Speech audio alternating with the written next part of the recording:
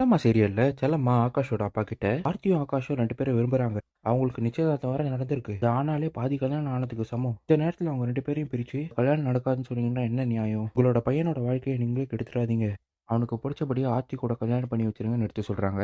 ஆகாஷோட அப்பா அம்மாவோ இது காதுலயே வாங்காம, நீ என்னதான் எடுத்து சொன்னாலும் ஆர்த்தி கூட என் பையனுக்கு கல்யாணம் நடக்காது. இந்த பொண்ணு குடும்பமே ரொம்ப பிரச்சனையில இருக்கு. அப்பா வேற ஒரு பொண்ணை கல்யாணம் பண்ணிட்டு போயிட்டாரு இந்த வயசுல. இப்படி இருக்கிற குடும்பத்துல இருந்து நான் எப்படி பொண்ணு எடுப்பேன்? அதனால இந்த கல்யாணம் நடக்காது. தயவு செஞ்சு இங்க வந்து பிரச்சனை பண்ணாதீங்க, கிளம்பிடுங்கன்னு சொல்றாரு. கோயிலுக்கு வந்த மகேந்திரன் அசிஸ்டன்ட் கமிஷனர் கிட்ட இந்த விஷயத்தை எடுத்து சொல்லி கோயிலுக்கு வர சொல்றாரு. அசிஸ்டன்ட் கமிஷனர் இங்க வந்ததும் ஆகாஷ் கிட்ட இந்த விஷயம் எல்லாத்தையும் நான் கேள்விப்பட்டேன் தம்பி, இப்போ முடிவு உங்ககிட்டயே நான் வைக்கிறேன். நீ உன் அப்பா அம்மா சொல்ற பொண்ணை கல்யாணம் பண்ணிக்கிறியா இல்ல உன்னையே விரும்புற ஆர்த்தியை கல்யாணம் பண்ணிக்கிறியா? நீ தான்ப்பா சொல்லணும். முடிவு உன் கையில தான் இருக்குன்னு சொல்றாரு. ஆகாஷும் கொஞ்ச நேரம் யோசிச்சு பார்த்துட்டு, இங்க வந்திருக்கிற எல்லார்கிட்டயும் நான் மன்னிப்பு கேட்டுக்கிறேன். நான் ஆர்த்தியை தான் லவ் பண்றேன். எனக்கு கல்யாணம்னு ஒன்று நடந்தா அது ஆர்த்தி கூடவா தான் இருக்கணும். ஏன்னா அவ என்ன ரொம்ப நம்புறா.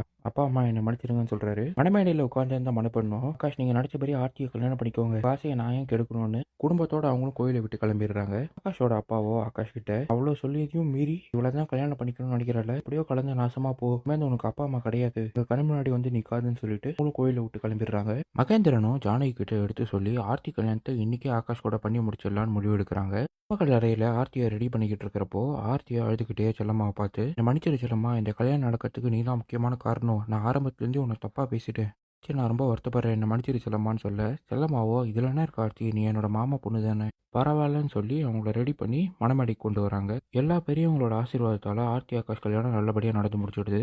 சித்தார்த்தும் ஆர்த்தி கிட்ட, இங்க பாரு ஆர்த்தி, உன் கல்யாணத்தை செல்லம்மா தானே நடத்தி முடிச்சாங்க, அதே மாதிரி நீயும் எங்களுக்கு ஹெல்ப் பண்ணணும், நீ தான் என்னையும் செல்லம்மாவையும் சேர்த்து வைக்கணுங்கிறாரு. கோயில்ல குரூப் போட்டோ எடுத்துட்டு எல்லாரும் கிளம்பி வீட்டுக்கு வந்ததும் மகேந்திரன் ஆகாஷ் கிட்ட, ஆகாஷ் நீ கொஞ்ச நாளைக்கு எங்க வீட்டுல இரு, உங்க வீட்டுல இப்ப பிரச்சனை போயிட்டு இருக்கு, எல்லாம் முடியட்டும், அதுக்கப்புறம் நீ போய்க்கலாம், அது வரைக்கும் இங்கே இரு, உன்னை யாரும் இங்க எதுவும் சொல்ல மாட்டாங்கன்னு சொல்ல ஆகாஷ் சரிங்கிறாரு. மாப்பிள்ளை பொண்ணுக்கு பால் பழம் கொடுத்து எல்லாமே குடும்பமா உட்காந்து சந்தோஷமா பேசிட்டு இருக்கிறப்போ ஆகாஷோட அப்பா அம்மா திடீர்னு வீட்டுக்குள்ள வந்து, ஏ ஆகாஷ், இப்ப கூட ஒன்னும் கெட்டு போல, எங்க பேச்சதான் நீ கேட்கல, இப்போ நாங்க சொல்ற அதாச்சும் கேளு, நாங்க 2 பேரும் உனக்கு முக்கியம் நீ நினைச்சனா இந்த பொண்ணு கழுத்துல கட்டின தாலியை அறுத்து போட்டு இங்க கூட வந்துரு, நாங்க உன்னை ராஜா மாதிரி வச்சு பாத்துக்கிறோம், அப்பா அம்மா பேச்ச கேளுறான்னு சொல்றாங்க. இதுதான் இன்னைக்கு எபிசோட்ல நடந்தது.